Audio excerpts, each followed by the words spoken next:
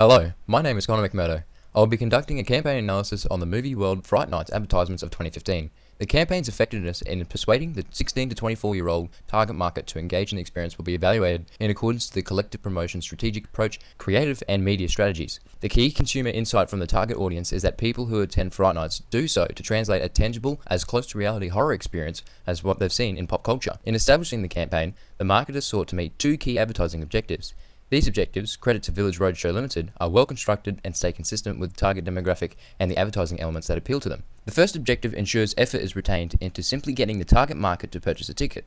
Without this measurable goal, it would become unclear if Fright Nights is succeeding in their current business practice of introducing new consumer-focused attractions. The second objective revolves around long-term probability of the brand and aims to maintain work being done to make the Fright Nights synonymous with the concept of Halloween to the target audience. The marketers chose a unique selling proposition style of message strategy within their one-sided message to position to the target market that Fright Nights are still unique, fresh, and relevant, the big idea, with new attractions, licensed themes, and characters being introduced. The big idea of the campaign clearly correlates with the previously identified consumer insight, as the campaign has developed to directly appeal to the target audience's demand of a relatable experience. The campaign's positioning of the brand is very effective within the strategic approach. Brent Kelsey's analogy on screen relates this marketing act as attempting to remain relevant within the market. Given this concept is core to the outlined advertising objectives of the campaign, it is evident why marketers were able to be so clear in highlighting how the experience could satisfy the target market's need, and as a result how it was so effective. This aspect of the Fright Nights campaign is centered around the transformational appeal to the audience termed involvement, a social-based feeling.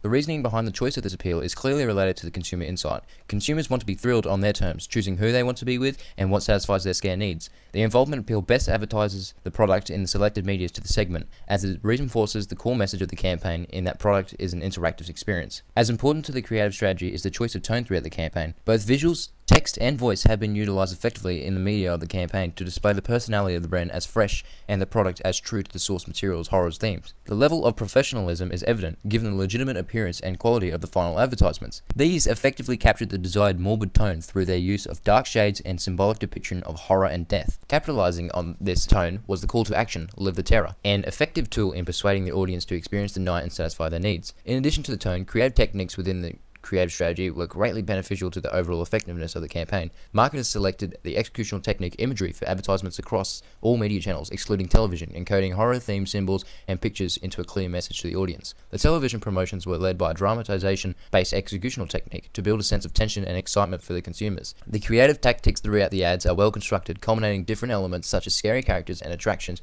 showcasing visuals and haunting audio to complement the tone and executional techniques of the campaign. In summarizing the creative strategy analysis, it is a well-designed aspect of the overall campaign. It is suggested the creative tactics welcome interactivity through social media in future campaigns to increase consumer interactivity with the Fright Nights concept. Marketers in 2015 utilized two media channels to promote their message to the target demographic. The most financially invested media channel used throughout the campaign was television in the form of a 45-second audio-visual showcasing a new attraction, the Friday the 13th Maze.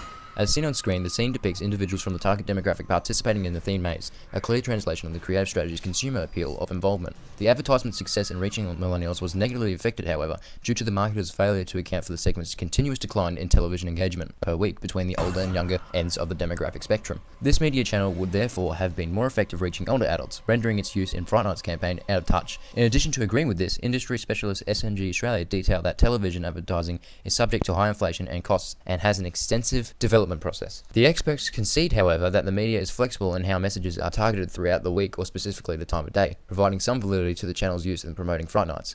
The 2015 campaign also utilized the digital channel for advertising Fright Nights to the target market via social media, taking advantage of several online platforms including Facebook, Instagram, Twitter, and YouTube to highlight relevant information about the product. Movie World official account shared images of the mazes and showcased consumer reactions around the experience. Additionally, a minute-long clip promoting panic rooms and the reuse of the television advert were also used. In comparison to the media channel television, social media was a far more appropriate method of reaching the target demographic within the campaign. It has been stated that digital channels, including social media, are used by most millennials as a means of understanding and developing perspective on the product. Approximately 85% of these consumers conduct this type of brand evaluation, indicating that social network sites Facebook and YouTube are their primary and secondary sources of time spent socializing online. Internet marketing agency GMR Web Team add to the list of benefits of this media channel, stating that interaction with consumers of social networks greatly influences brand loyalty, as people are given an insight into the beliefs and personality of the brand.